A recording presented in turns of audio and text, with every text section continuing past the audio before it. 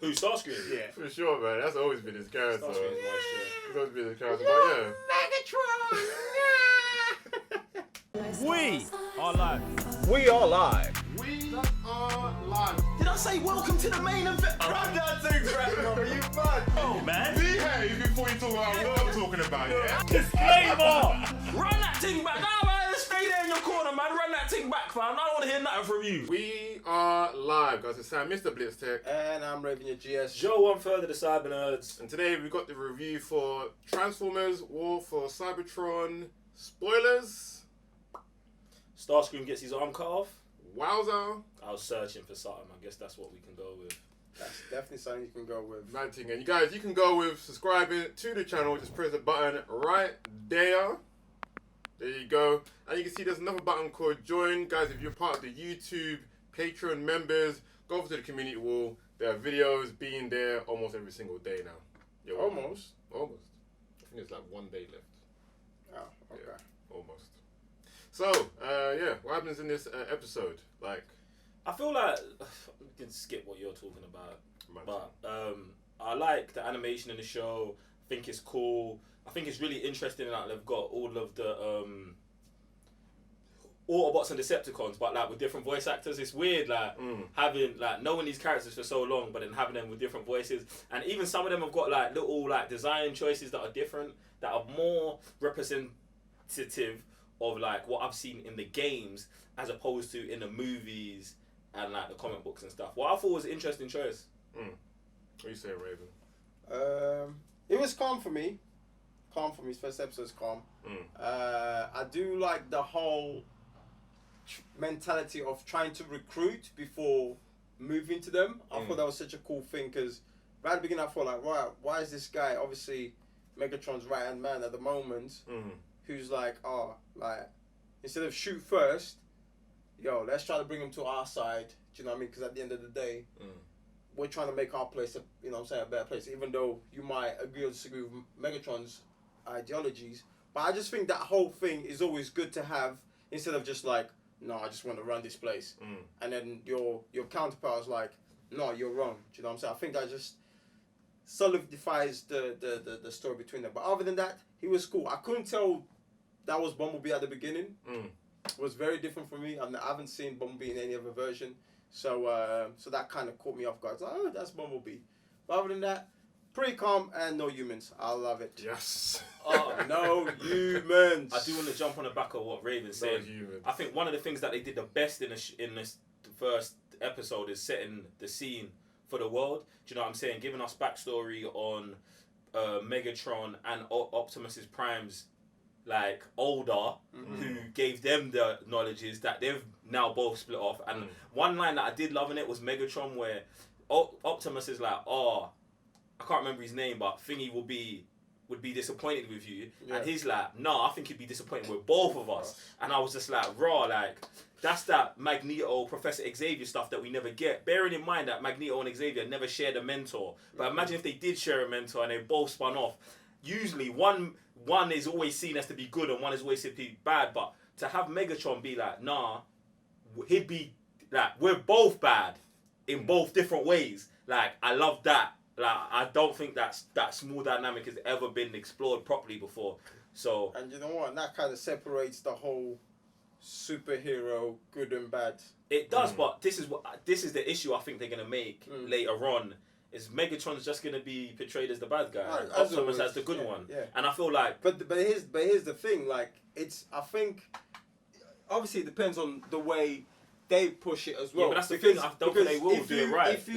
If they put it in an aspect where it's like, yeah, it might be shown that Optimus is the good one and Megatron is bad, but there is layers to it. Certain people might pick up that, actually it's not. It is what it is. No, Same thing as Xavier and Thing. I see that, but bruv, you've got to be on a different realm to pick that up, bruv, because in the same episode, when they ask Bumblebee, do you want to be with us? And he's in an Optimus camp, and then he's about to walk off, and they're like, should we shoot him? Yeah, that would be a Decepticon move. And then Optimus highlights, we're not the Decepticons. Like, that there is But them. your camp is moving with the same But energy. but that's the point. That they knocked it over our head. No, we're not bad. We're not bad. We're not bad. After showing us that, we're pretty much coming from the same spot, just in different angles. So I didn't like that scene at all. I felt like something different should have happened there. You get me? Like, I don't know what. I don't even. Usually I've got a suggestion, but I don't know how you play that scene out with Bumblebee wanting to leave, they wanting to challenge it, and without throwing shade on the Decepticons, bro, because that's 100% what they did. And it's not like Decepticons are bad. That's what it is.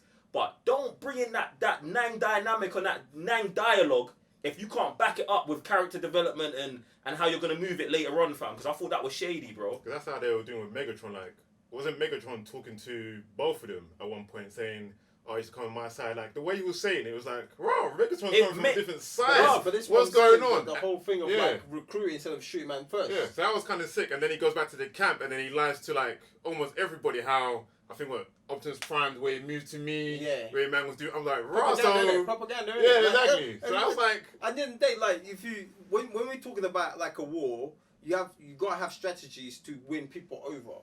Like that's just the normal. Do you know what I mean? So that was just an easy confirmation. I like that. Yeah. Do you know what I'm saying? Like, I like that a lot. And even the way he's playing off his two captains with Starscream and what's the other guy's name? I can't remember. His name. Where the guy was like, "Oh, Starscream's too arrogant and this," and it's like, yeah, he's this, but I like his arrogance. It's almost like because keystone for both reasons. You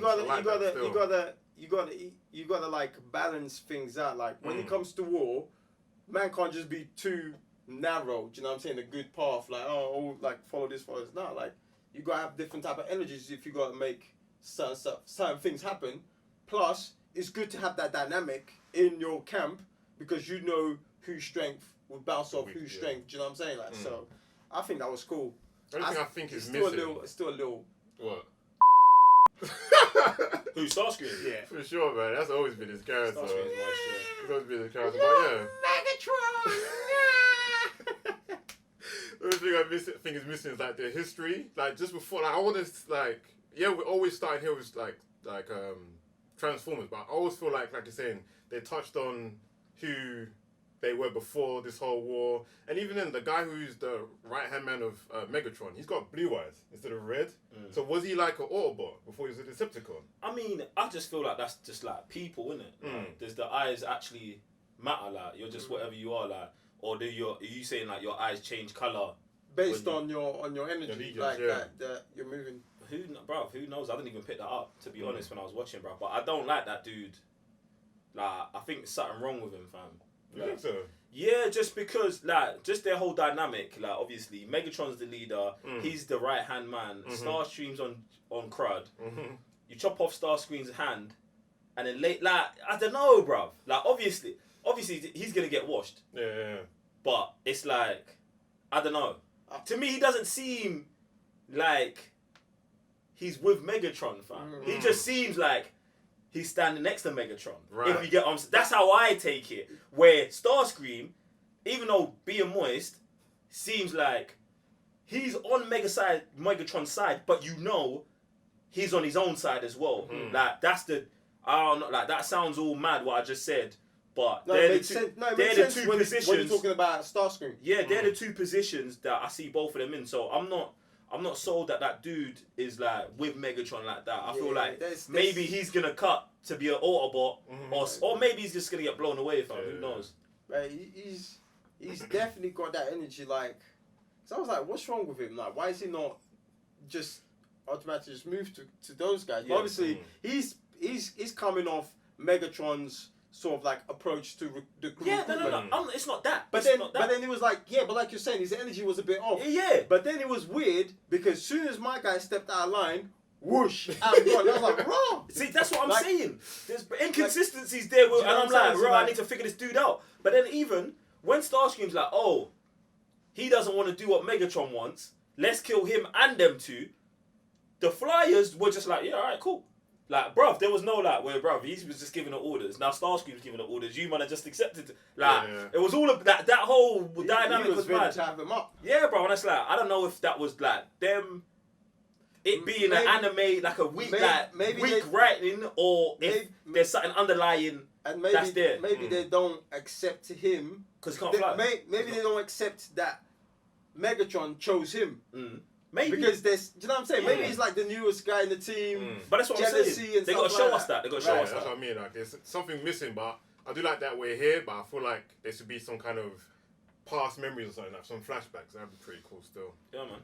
But anyway, I think it's the first episode. Yeah, this is 6 episodes long? Yeah. Alright, cool. We're gonna be in and out of this. But boy, yeah, man. I really like that first episode. Don't really. Do you know what I do like them showing? The Autobots being finished, bro. Yeah. Being finished, their whole camp. I don't know, like, you man ain't played the game War for Cybertron, but in the game, it's much like this as well. Like they're depleted, and Optimus is the leader, but he's having to go out and do most of the jobs because everyone else is finished, and he's the hardest. So I do like that, and also just how back to the wall they are. But I just want to know, obviously, because this thing, they say it's a trilogy. Does that mean the first 6 episodes are the War for Cybertron, the Fall of Cybertron, and then Us on Earth? Do you know what I'm saying? Because like I felt like, obviously that's how the game went. The game, I don't know about the last one in the game because I didn't get that because that one was kind of trash. But the other 2 both started on Cybertron, but where it says it's a trilogy, it's like, and they just found a space bridge, episode 1. Exactly. I'm like, this space bridge could be a thing to hold off all the way to the end of episode 2. Boom, now you're on Earth. Or maybe we get to Earth faster than that. And I'm just interested to see where we go, man. I hope not. Anyway, guys, appreciate you guys tuning in to this review. If you haven't already, go over to patreon.com/cybernerds, and there's a tier for us to review something, maybe a movie, some shows, or you just want to request a trailer. And don't forget as well, button down below, YouTube members. Gotcha. I'm Sam, Mr. Blitztech. Revenue GS. Joe 1/3 of the Cybernerds. And we'll see you on the next review.